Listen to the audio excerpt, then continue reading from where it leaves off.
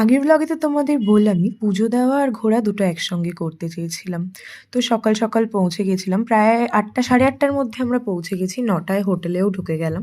হোটেলে ঢুকে ফ্রেশ হয়ে রেডি সেডি হয়ে বেরিয়ে পড়লাম পুজো দেওয়ার জন্য। দেখে এবার সবাই বুঝেই গেছো, হ্যাঁ আমরা তারাপীঠ গিয়েছিলাম। গাড়িটা কেনার পরে তারাপীঠ যাওয়াটা আমাদের হয়েই উঠছিল না, কারোর কোনো ছুটিই হচ্ছিল না।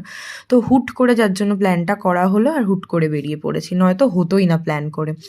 আর 4.5 ঘন্টা লাইনে দাঁড়িয়েছিলাম, বীভৎস ভিড় ছিল। এই যারা বলে না কোনো সিজনে গেলেই ভিড় বেশি হয়, বিশ্বাস করো তারাপীঠে কোনো সিজন লাগে না, সব সময় লোকজন যায় মায়ের পুজো দেওয়ার জন্য।